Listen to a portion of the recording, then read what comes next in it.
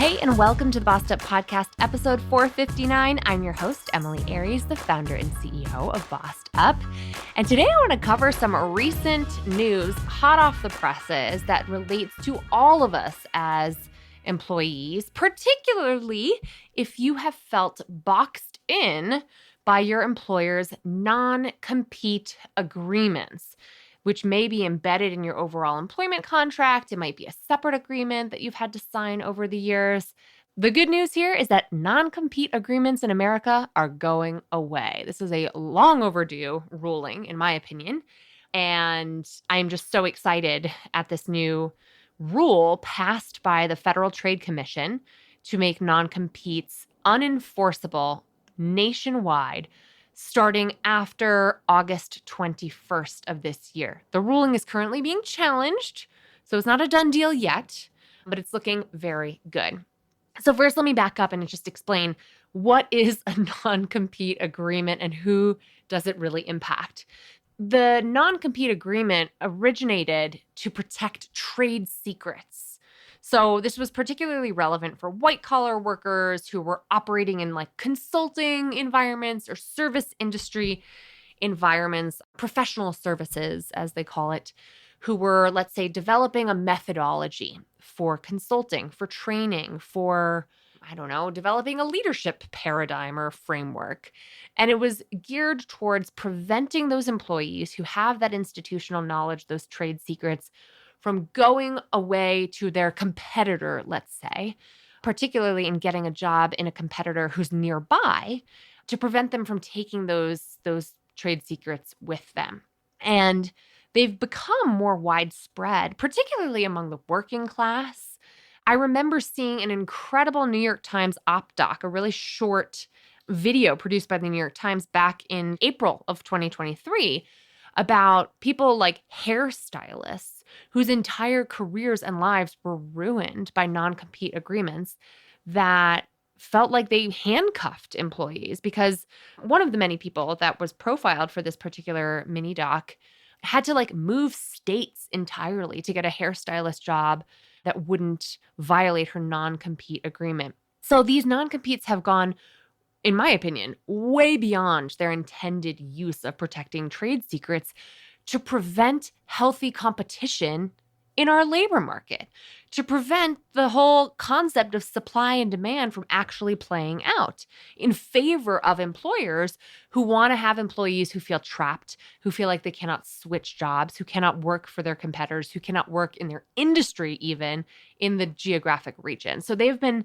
frankly used in an exploitative manner, and they've expanded to impact nearly 1 in 5 U.S. workers. So 18% of U.S. workers are estimated to be covered by a non-compete agreement. That's 30 million people whose lives are about to get a lot freer, quite frankly. It doesn't mean they get to go work for their competitors, but at least they have a fighting chance of exploring their very options. This is particularly relevant, by the way, in a non-unionized workplace, where the only real bargaining power you have if your employer's exploiting you and you don't have a union to bargain collectively on your behalf, your only real power is to leave for another job. And non-compete agreements have historically prevented workers from doing so.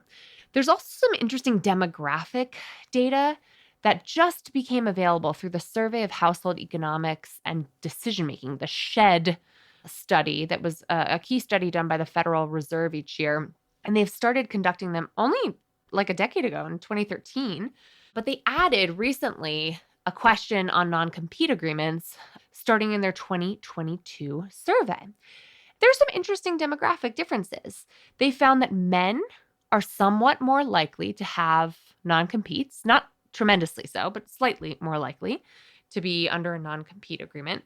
Workers with 4-year college degrees are more likely to be in a non-compete agreement as well, although they're not exclusively the workers who are covered by them. And then industries vary widely in their use of non-competes. Workers in professional services industries, the ones I mentioned at the top, constitute about 19%. Finance, 18% of all workers with non-competes. And those are more likely to be impacted by non-compete agreements than workers in construction, which constitute 7%, education 7.8%, or public administration, which constitute 4.7% of workers with non-competes. Non-compete agreements also tend to impact employees with higher family incomes. And so this has been sort of like a restriction historically placed on knowledge workers, on higher income workers. But what's particularly exploitative about how non-competes have expanded over the years in their use is that they've been used well beyond their intended purposes to lock in plenty of hairstylists and working class folks too. Now, that's not to say that any of us should feel completely locked in to an employment situation and unable to move on from your workplace situation. But, it's funny. One of my girlfriends here in Colorado is a doctor, a fertility doctor, who has a non-compete agreement that literally means that she's thinking about if she had to leave her employer because frankly, she feels very overworked and exploited and doesn't know how to draw the boundaries that she wants because the workplace has really been designed around her martyring herself for her patients. And it's a really hard situation to just turn around overnight. She would literally have to uproot her family, sell her house, and move to another state, which is something she's strongly been considering in order to not violate her non-compete agreement. Does she like living in Colorado? Yes. Does she want to move? No. But given how her employment contract is set up, that is the kind of situation that keeps her in her place, feeling without a voice, feeling without the ability to strongly negotiate, and feeling without the ability to really advocate for herself, which again, isn't what supply and demand was ever intended to be about. So what does this actually mean for you? If you have ever been or currently are under a non-compete agreement, that will no longer be enforceable 120 days after the passing of this rule. So the ruling already passed, the 120-day countdown is on, and technically I did the math, it should be live, that rule should be enforceable by August 21st of this year. So let's say by September of 2024, your non-compete agreement is not enforceable. There is, however, one small caveat. If you are currently an executive, which the FTC defines as someone who is making over about $151,000 a year and, quote, serving in a policy-making position, then the non-compete you've already signed continues to be enforceable. If you go and get a new position, even at that level of seniority, 151K plus, in a policy-making position of authority, they cannot create new non-compete agreements for those executives moving forward. Interestingly, if you are currently under a non-compete agreement, your employer is required to inform you that they do not plan to enforce that non-compete agreement within 120 days of the rule passing. I'd be very curious to see how few employers actually are going to come through and be in compliance on that. So please let me know if you get that email from your employer. I'm sure HR folks just love keeping up with the constantly shifting nature of labor employment laws on the books. But here's another update for y'all. So my last point I want to make here is in defense of employers. I'm an employer myself, after all. I feel like Irene and I, as an example, have developed quite a few methodologies at Bossed Up in terms of how we go about creating custom leadership development curriculum, our approach, our outlines. I really love, frankly, the systems and structures we've developed to be consistently excellent, in my opinion, in my humble opinion, in everything that we do. So it would be a bummer if Irene were to go off and get another job and take all those trade secrets with her. And so just to be clear, I'm not saying that your intellectual property is now a free-for-all, because there are plenty of other legal mechanisms for protecting your employer's property without boxing in your employees and making them feel like they don't have choices and they have to stay as an employee for you because they are coerced into doing so. And the simple answers boil down to an NDA agreement, a non-disclosure agreement that prohibits you from spilling the beans, from just downloading your hard drive from your work computer before you go off to work for a competitor. Non-disclosure agreements cover a lot of those bases. And similarly, trade secrets laws that prohibit trade secrets from walking out the door when an employee does also protect employers who want to protect their trade secrets. So things like patents, NDAs, trade secrets laws, there are already many mechanisms in place in the law to protect employers' intellectual property. That does not require exploiting your workers and making them feel like they have no options on the free market, because that is not what supply and demand is all about or has ever been all about. If you want to retain your top talent as an employer, maybe start with better wages and better working conditions. I don't know. Compete for them on the open labor market. Why don't you try that instead?